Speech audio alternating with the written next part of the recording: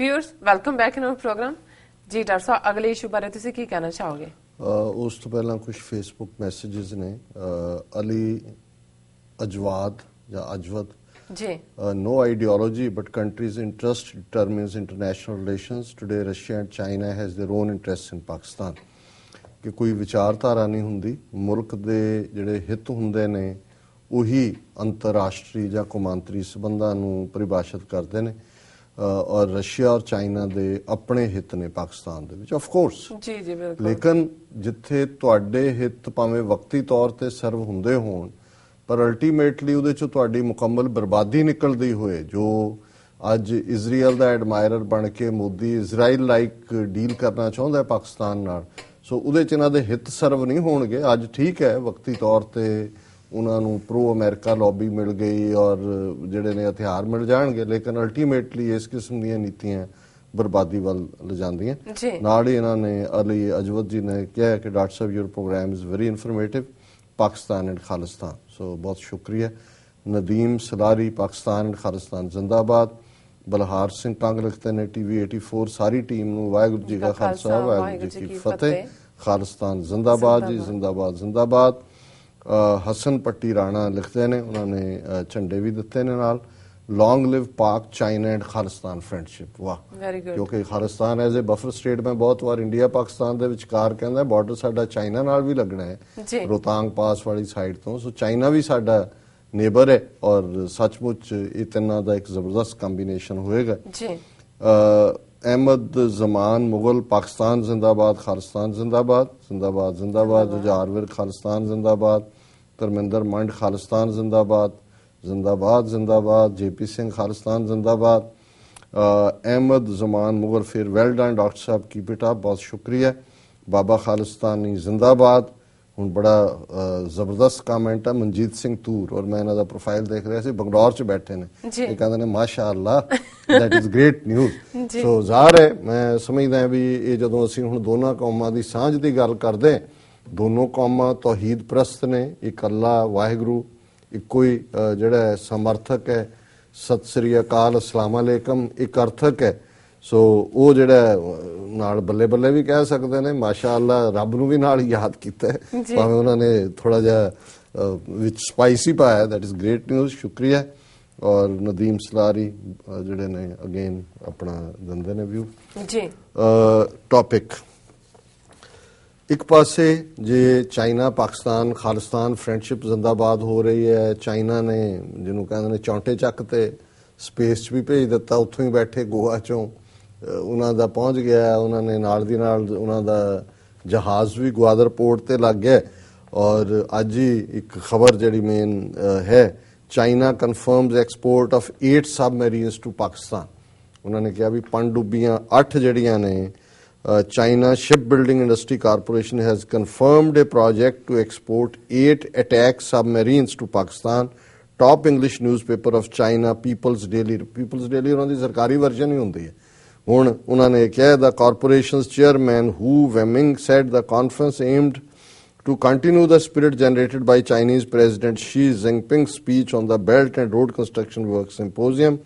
Reuters reported back in April that Prime Minister Nawaz Sharif approved the deal and called the deal could be one of China's largest overseas weapons sales once it is signed. Largest, और उन्होंने कहा deal could cost between $4 billion to $5 billion US. Reuters quoted a Financial Times report. So कल्ला जहाज ही ग्वादर नहीं लगा, space नहीं गया, नाल ही उन्होंने कहा भी 8 सबमरीन जड़ियां ने दित्तियां जाणगियां। और जिहड़ी स्पिरिट चाइना इस वेले जिहड़ा वो शो कर रहा है, वो भारतीयों के उत्ते भी जिहड़ी है वो गवाची नहीं है।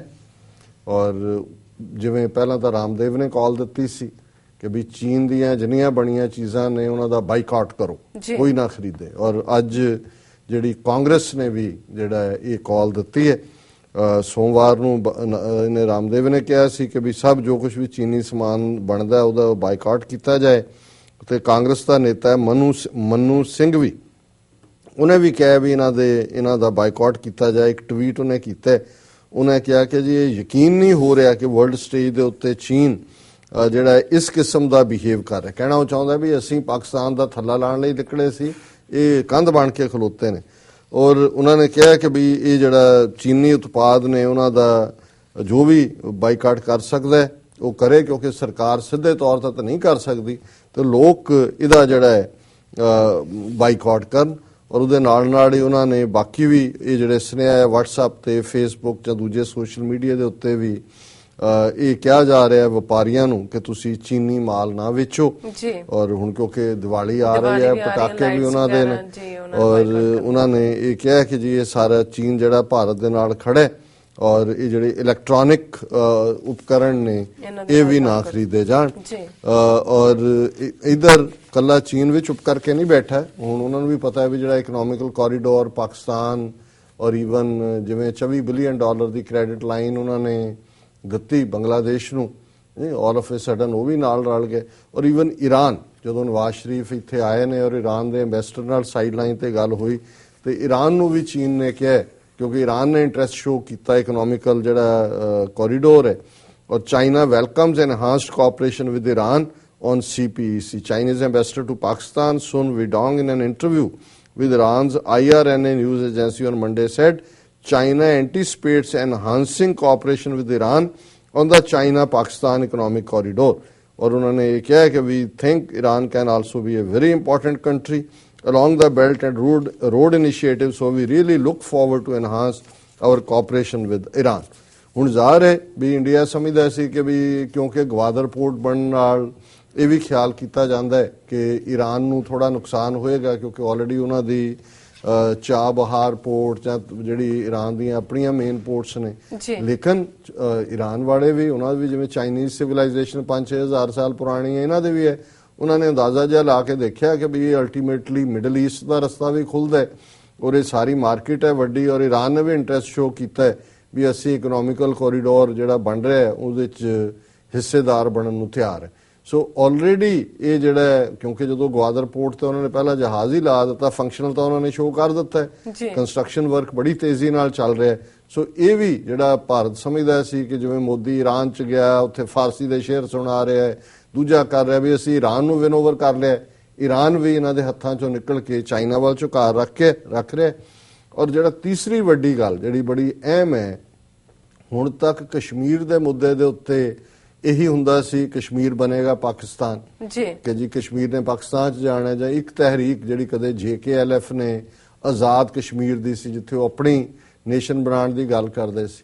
ਔਰ ਹਮੇਸ਼ਾ ਇਹ ਤਾਂ ਹੋਇਆ ਵੀ ਕਸ਼ਮੀਰੀਆਂ ਨੇ ਜਦੋਂ ਪ੍ਰੋਟੈਸਟ ਕੀਤਾ ਜਾਂ ਕੋਈ ਹੋਇਆ ਤੇ ਇਹਨਾਂ ਨੂੰ ਉਹਨਾਂ ਪ੍ਰੋਟੈਸਟਰਸ ਦੇ ਹੱਥ ਪਾਕਿਸਤਾਨ ਦਾ ਝੰਡਾ ਹੁੰਦਾ ਸੀ ਕਦੀ ਕਦਾਈ, ਨਾਟ ਆਲ ਦਾ ਟਾਈਮ ਅਦਰਵਾਈਜ਼, ਕਿਉਂਕਿ ਈਵਨ ਜਿਹੜਾ ਐਗਰੀਮੈਂਟ ਇੰਡੀਆ ਦੇ ਨਾਲ ਇਹਨਾਂ ਦਾ ਹੈਗਾ, ਹੁਣ ਵੀ ਕਸ਼ਮੀਰ ਜੰਮੂ ਕਸ਼ਮੀਰ ਦਾ ਆਪਣਾ ਫਲੈਗ ਹੈ, ਜਿਹੜੀ ਸੈਕਟਰੀਏਟ ਹੈ ਉਹਨਾਂ ਦਾ ਸ੍ਰੀਨਗਰ ਦੇ ਵਿੱਚ ਜਾਂ ਦੂਜੇ ਅਸੈਂਬਲੀ ਦੇ ਬਾਹਰ ਵੀ ਇੰਡੀਆ ਦੇ ਤਿਰੰਗੇ ਨਾਲ ਕਸ਼ਮੀਰ ਦਾ ਝੰਡਾ ਵੀ ਝੁਲਦਾ, ਉਹਨਾਂ ਦਾ ਆਪਣਾ ਫਲੈਗ ਹੈ।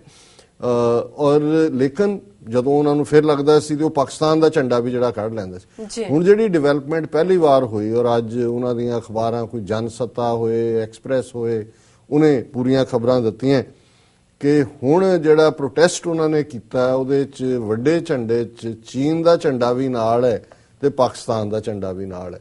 ਔਰ ਇੰਡੀਅਨ ਸਿਕਿਉਰਿਟੀ ਫੋਰਸਿਸ ਨੇ ਵੀ ਦਾਅਵਾ ਕੀਤਾ ਹੈ ਕਿ ਜੀ ਜਦੋਂ ਉਹਨਾਂ ਨੇ ਕੁਝ ਥਾਵਾਂ ਤੇ ਰੇਡ ਕੀਤੀ, ਦਰਸ਼ਕ ਦੇਖ ਰਹੇ ਨੇ ਸਕਰੀਨ ਦੇ ਉੱਤੇ ਕਿ ਚਾਈਨੀਜ਼ ਫਲੈਗ ਕਸ਼ਮੀਰ ਦੇ ਵਿੱਚ ਆ ਗਏ, ਜਦੋਂ ਇਹਨਾਂ ਨੇ ਰੇਡ ਕੀਤੇ ਨੇ ਤੇ ਉਹਦੀ ਖਬਰ ਹੈ ਈਵਨ ਟ੍ਰਿਬਿਊਨ ਦੀ, Chinese flags recovered in Baramulla. ਹੁਣ ਬਾਰਾਮੂਲਾ 'ਚ ਚੀਨ ਦੇ ਝੰਡੇ ਆਏ। Day after security forces conducted a door to door search operation in Baramulla, first of its kind during the current phase of unrest.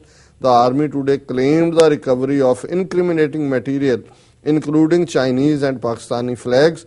The recovery of Chinese flag from Baramulla came a few days after protesters waved Chinese flags in the town after Friday prayers. क्योंकि शुक्रवार ਦਾ ਜੁਮੇ ਦੀ ਨਮਾਜ਼ ਤੋਂ ਬਾਅਦ ਜਿਹੜਾ ਉਹਨਾਂ ਦਾ ਹੁੰਦਾ protest mostly ਉੱਥੇ ਹੁੰਦੇ ਨੇ। ਔਰ ਉਹਨਾਂ ਨੇ ਕਿਹਾ the flag protest had come at a time when the BRICS summit was underway at Goa, in which the Chinese president participated. It was for the first time that Chinese flags has been seen in the valley during protests.